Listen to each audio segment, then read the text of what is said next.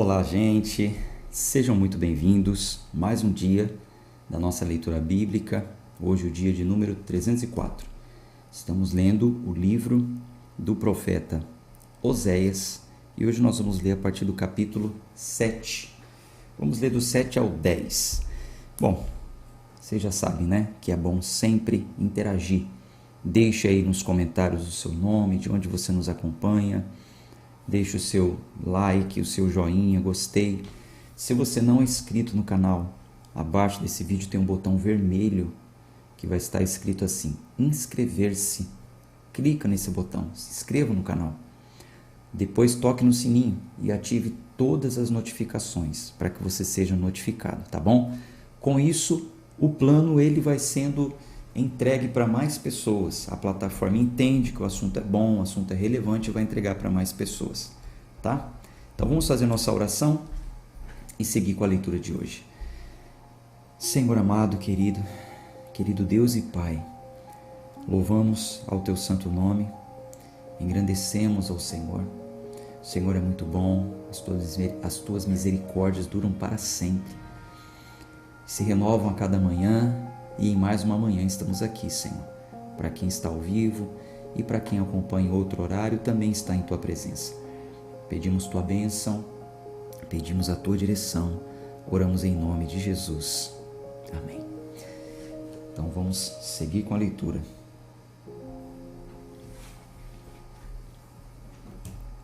Oséias, capítulo 7, versículo 1.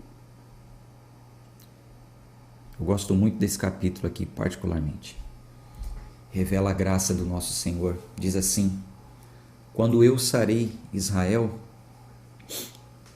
a iniquidade de Efraim foi descoberta, e a iniquidade de Samaria, porque praticaram a falsidade, e o ladrão entra, e a tropa dos salteadores despoja por fora. E não consideram no seu coração que eu me lembro de toda a sua maldade. Agora, pois, as suas próprias obras os envolvem. Eles estão diante da minha face. Eles alegram o rei com a sua maldade e os príncipes com as suas mentiras. Os reis gostavam, né, de ouvir as maldades e as histórias mentirosas, né? Todos eles são adúlteros, como um forno aquecido pelo padeiro. Então, veja a analogia, veja a comparação. Todos eles são adúlteros, como um forno aquecido pelo padeiro, que cessa de mexer depois que ele amassou a massa, até que seja levedada. E no dia do nosso rei, os príncipes o fizeram doente com garrafas de vinho. Ele estendeu a sua mão com os escarnecedores, porquanto prepararam o seu coração como um forno, enquanto ficavam na emboscada. O seu padeiro dorme toda a noite. Pela manhã ele arde como fogo de chama. Todos eles estão quentes como um forno. E devoraram os seus juízes, todos os seus reis estão caídos, e não há ninguém entre eles que clame a mim. Efraim se mistura com os povos. Efraim é um bolo que não foi virado. Então, você vê que o profeta, Deus através do profeta, vem trazendo aqui uma analogia, né? Desde o começo do capítulo, comparando a fúria como o forno de um padeiro, né? O fogo que tem no forno de um padeiro. Só que o padeiro, ele não se importava que o fogo estava queimando a massa. É como um padeiro que acende um fogo e dorme a noite toda, sem se preocupar. Vai queimar a massa, mas não se importa que aquele fogo estava queimando. Aí aqui no final, Efraim é comparado a um bolo que não foi virado. O que acontece com um bolo que não foi virado? Nesse caso, nesse tempo, queima um lado só. Já viu quando às vezes o forno ele está com algum problema meio entupido de um lado, tem mais fogo do outro, às vezes queima mais o fundo e a frente não. Então, não virou o bolo, enfim. No caso aqui, o bolo deles era pão, né, que fala, né, a massa.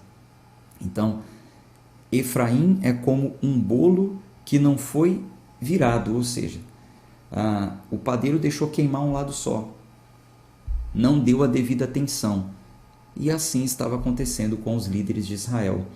Eles eram negligentes, eles permitiam que o povo se tornasse como outras nações, eles não ficavam em cima do povo, não ficavam de olho para que o povo não se corrompesse. Versículo 9. Versículo 7 foi o que eu li, né? 8 agora. Estrangeiros devoraram a sua força, e ele não sabe. Sim, cabelos cinzas se espalham sobre ele, mas ele não sabe. E o orgulho de Israel testificará diante dele. Todavia, não voltam para o Senhor, seu Deus, nem o buscam em tudo isso. Efraim também é como uma pomba tola, sem coração. Eles invocam o Egito e vão para a Síria. Quando forem, estenderei a minha rede sobre eles e os farei descer como aves do céu, e os castigarei conforme ouviu a sua congregação. Ai deles, pois fugiram de mim. Destruição sobre eles, porque transgrediram contra mim. Embora os tenha redimido, ainda assim disseram mentiras contra mim, e não clamaram a mim com seu coração quando davam uivos sobre as suas camas. Se ajuntam para o trigo e para o vinho, e se rebelam contra mim. Embora eu tenha selado e fortalecido seus braços, ainda tramam o mal contra mim. Eles retornam, mas não para o Altíssimo. Eles são como o arco enganador. Os seus príncipes cairão à espada por causa do por causa do furor da sua língua. Este será o seu escárnio na terra do Egito. Capítulo 8. Põe a trombeta à tua boca. Ele virá como uma águia contra a casa do Senhor, porque transgrediram o meu pacto e transgrediram contra a minha lei. Israel clamará a mim: Deus meu, nós conhecemos a ti. Israel rejeitou o que é bom, o inimigo irá persegui-lo. Interessante, né? Você vê que Israel clamará a mim: Deus meu, nós conhecemos a ti. Como se, não, nós conhecemos o Senhor, o Senhor vai nos livrar. Não, mas não é só dizer que conhece o Senhor, não. É conhecer, prosseguir em conhecer, temer e obedecê-lo, como nós vamos ver aqui mais para frente e amanhã, né? Na consideração final, na oração final. É muito interessante o que Oséias fala. Oséias encoraja as pessoas a continuarem conhecendo a Deus. Então, Israel clamará a mim: Deus meu, nós conhecemos a ti. Como se Deus fosse um cheque em branco, né? Que eu posso colocar lá tudo que eu quero nominal a mim. Não é bem assim que a coisa funciona.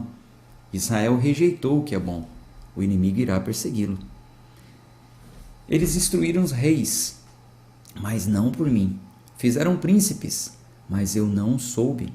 Da sua prata e do seu ouro fizeram ídolos para si, para serem destruídos. O teu bezerro, ó Samaria, te rejeitou, a minha ira se acendeu contra eles. Até quando serão eles incapazes da inocência?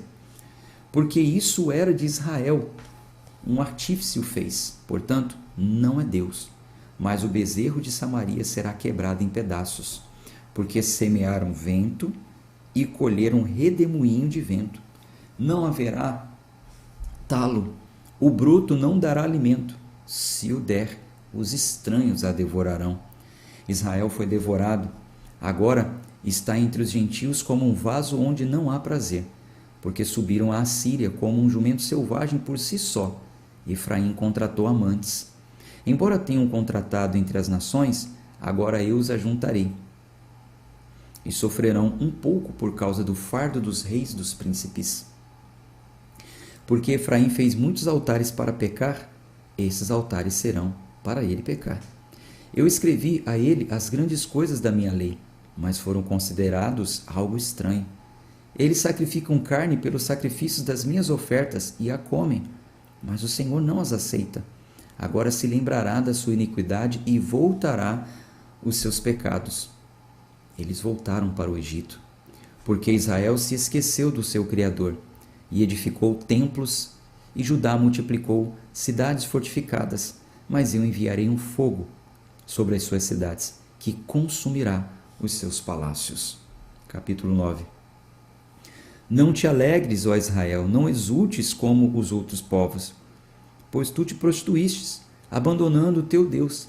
Amastes a recompensa mais do que todas as eiras de trigo. A eira e o lagar não os alimentarão, e o vinho novo lhes faltará. Não habitarão na terra do Senhor, mas Efraim retornará para o Egito, e comerão coisas imundas na Assíria. Não oferecerão ofertas de vinho ao Senhor, nem lhes agradarão com elas. Os seus sacrifícios lhes serão como o pão de pranteadores. Todos os que dele comerem ficarão poluídos, porque o seu pão para a sua alma não entrará na casa do Senhor. Que fareis vós no dia solene e no dia da festa do Senhor? Porque eis que eles foram por causa da destruição, mas o Egito os ajuntará. Mífins os sepultará. Os lugares agradáveis para sua prata, as urtigas, os possuirão por herança. Espinhos estarão em seus tabernáculos. Os dias da visitação chegarão, os dias da retribuição chegarão. Israel o saberá.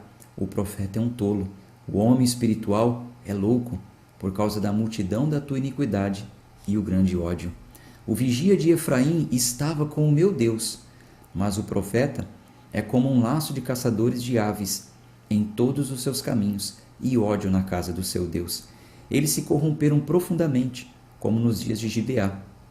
Portanto, ele se lembrará das suas iniquidades e visitará os pecados deles. Achei Israel como uvas no deserto. Vi vossos pais como os primeiros frutos de uma figueira, mas eles foram para Baal-peor e se separaram para essa vergonha e se tornaram abomináveis como aquilo que amaram. Quanto a Efraim, sua glória voará como ave, voará do nascimento, do útero da concepção. Ainda que criem seus filhos, contudo, os privarei deles para que não fique nenhum homem. Ai deles, quando deles eu me apartar. Assim como Tiro está plantado num lugar agradável, mas Efraim levará os seus filhos ao matador. Vocês se lembram de Tiro, da cidade de Tiro? Uma cidade linda, bem edificada, e foi até comparada, né, naquela analogia de Jeremias, né, o rei de Tiro, estrela da manhã, estrela d'alva, né, Lúcifer. Então, Efraim estava em um lugar agradável, assim como Tiro, uma terra muito boa, muito bem localizada, muito bonita, mas Efraim levará os seus filhos ao matador. Versículo 14. Dá-lhes, ó Senhor, mas que lhes darás? Dá-lhes um ventre que aborte e seios secos. Toda sua maldade está em Gilgal, porque ali os odiei. Por causa da maldade das suas obras os lançarei para fora da minha casa. Não os amarei mais. Todos os seus príncipes são rebeldes. Efraim está ferido, sua raiz está seca. Não darão fruto. Sim, ainda que gerem, matarei até os frutos queridos do seu ventre. O meu Deus os rejeitará, porque não o ouviram, e serão andarilhos entre as nações. Vamos para o capítulo 10.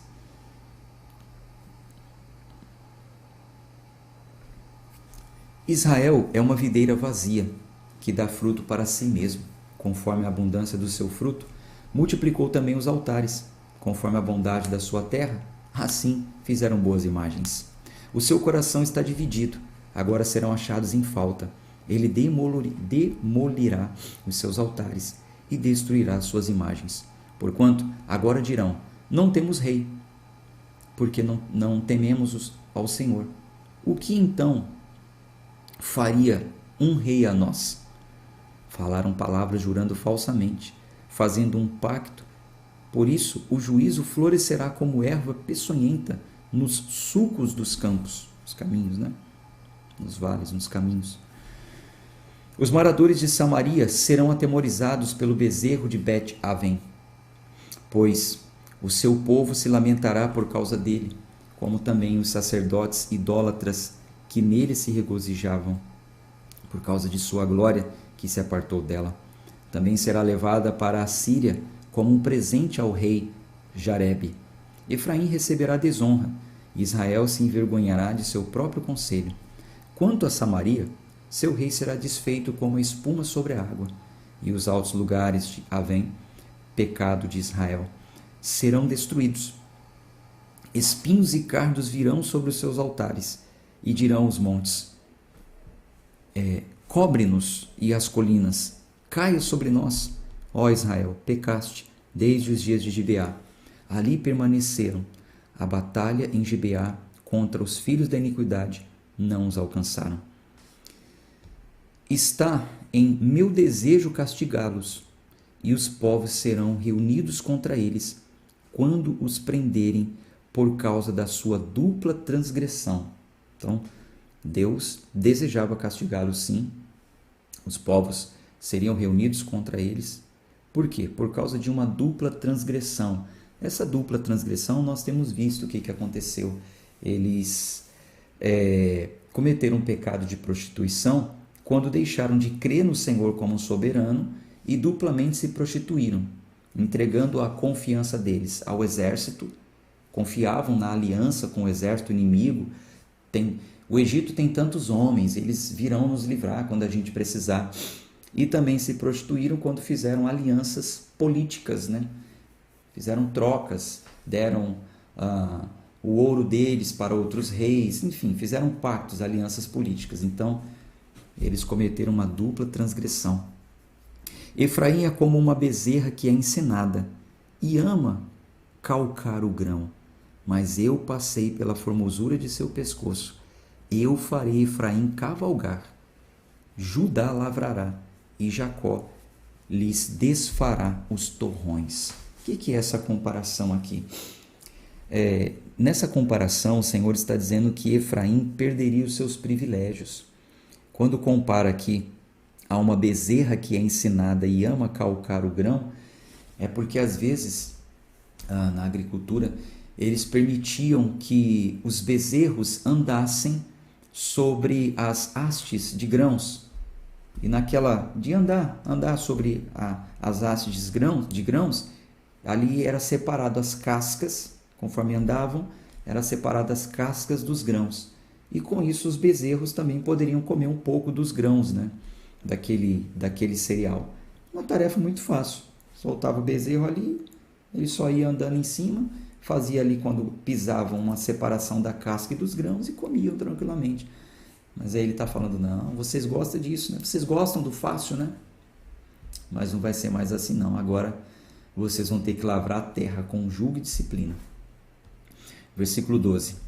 Semeai para vós em justiça, ceifai em misericórdia, lavrai o campo de lavoura, porque é tempo de buscar ao Senhor, até que venha e chova a justiça sobre vós. Lavrastes a impiedade, colhestes a iniquidade, e comestes o fruto de mentiras, porque confiastes no teu caminho, na multidão dos teus homens poderosos. Portanto, um tumulto se levantará entre o teu povo, e todas as tuas fortalezas serão destruídas, como Salmã destruiu a Bet-Arbel no dia da guerra. A mãe foi despedaçada sobre os seus filhos. Assim vos fará Betel, por causa da vossa grande iniquidade, e em uma manhã o rei de Israel será o rei de Israel será totalmente destruído. Bom, a gente para por aqui, amanhã a gente continua.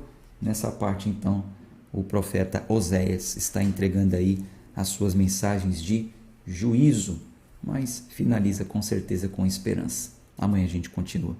Um abraço de fé e força. Até amanhã, se Deus quiser. Tchau, tchau.